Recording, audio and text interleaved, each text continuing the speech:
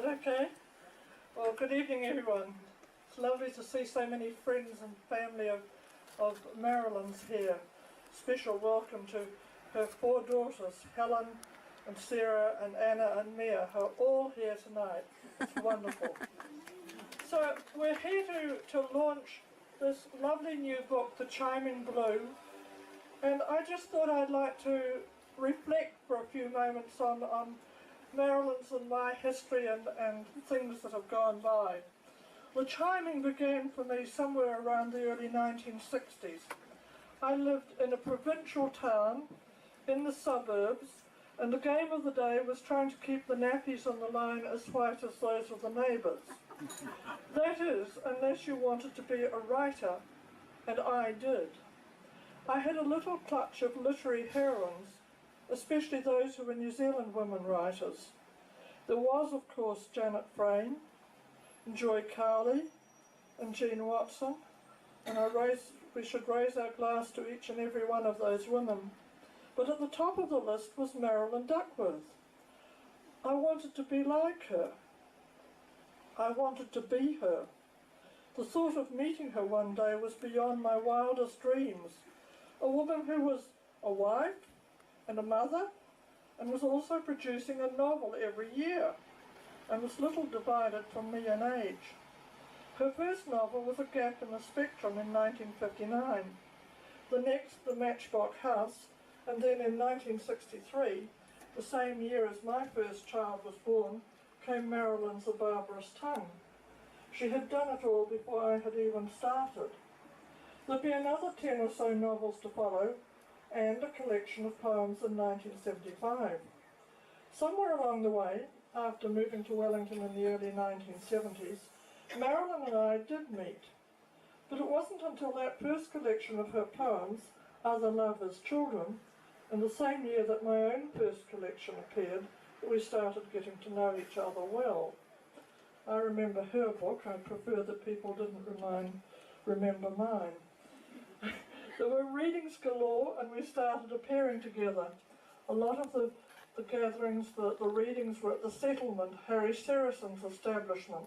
There's no other word for that cafe on stilts in Willis Street. And there were some riotous nights there.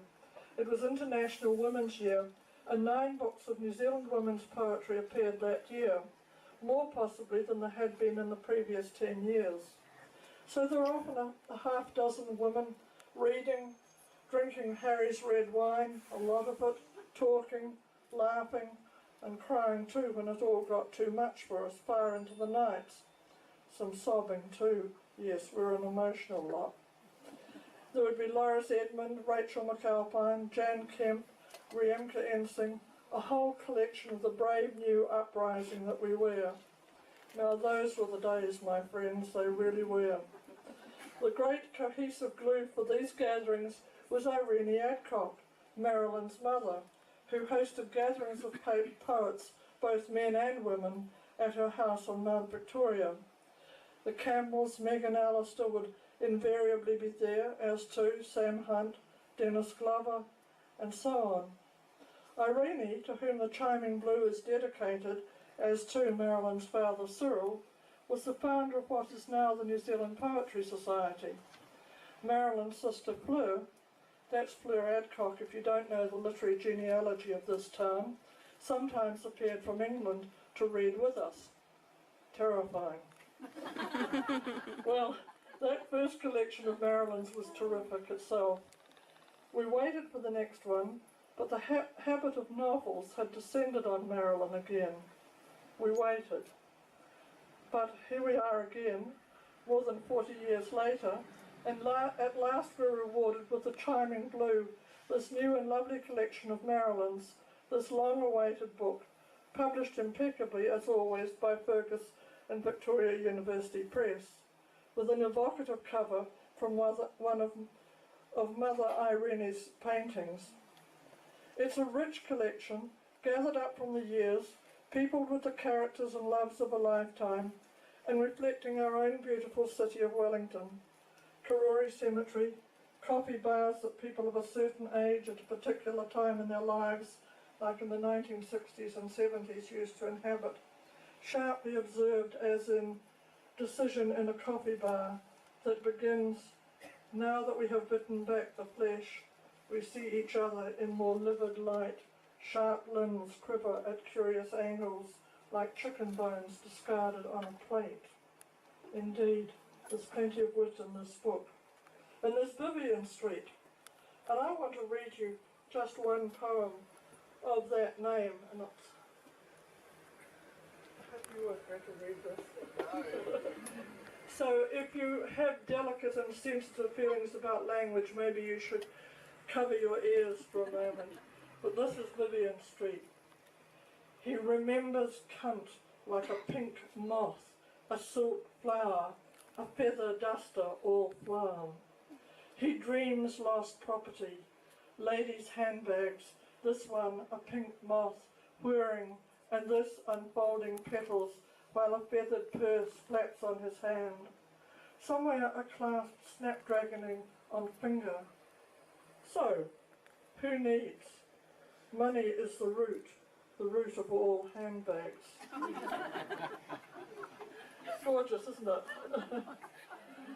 So, there are breakups and reunions, loss, grief and laughter.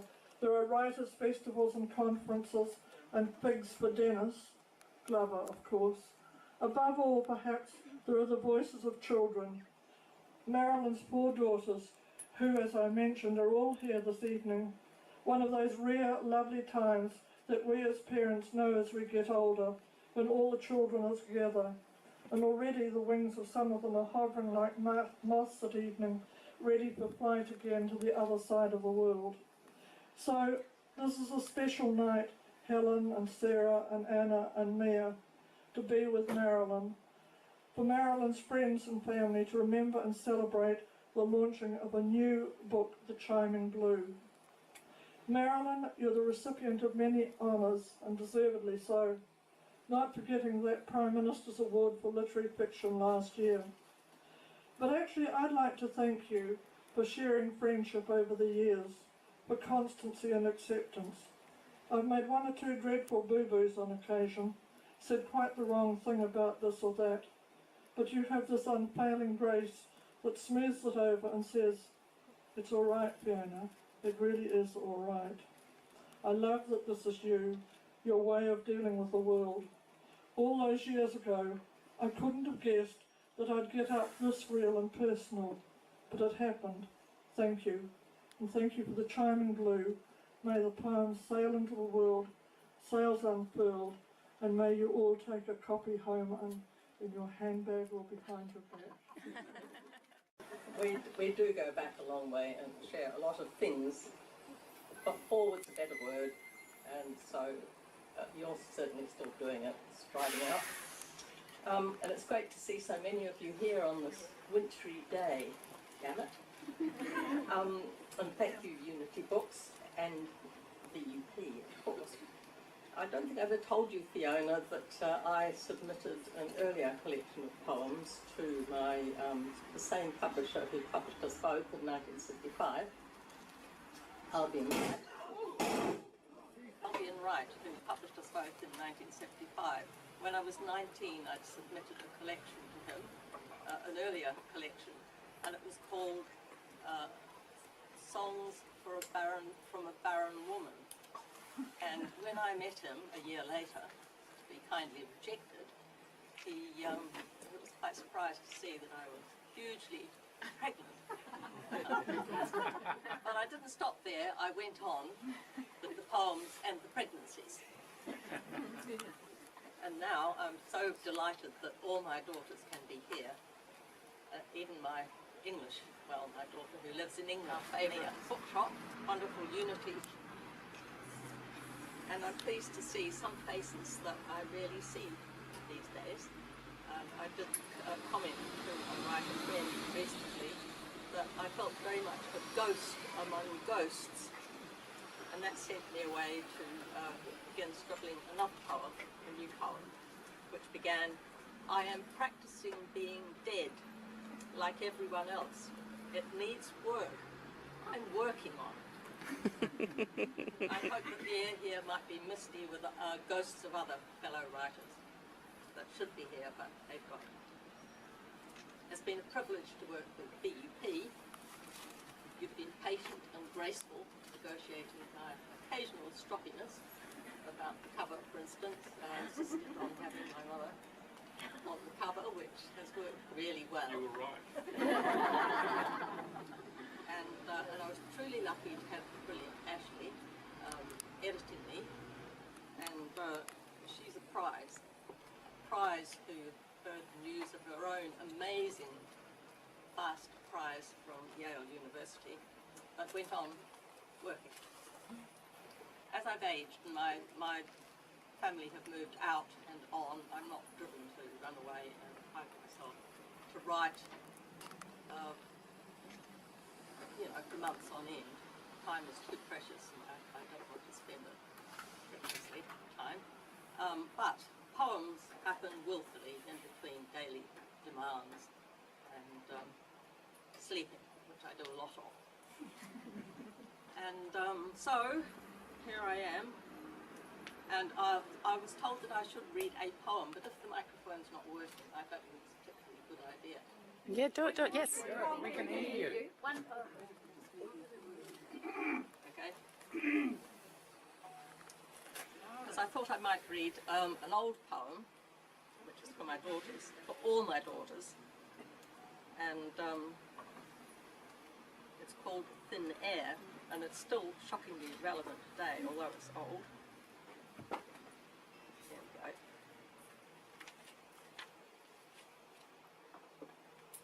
Gulping thin air of an ecological nightmare, animals mutated, the children screaming, she woke to the pandemonium of a still house. Alone now, the stiff mechanism of reassurance. Go back to sleep, it was only a dream. Too late. She already knew the dream was certainly real. Not here, not now, but somewhere, someday, she would pick up her feet among the red insects and carry her children high on breaking shoulders, trembling before the poisonous distance to safety, murmuring in their little lemon-coloured ears the reassurances she could not now or ever give to herself.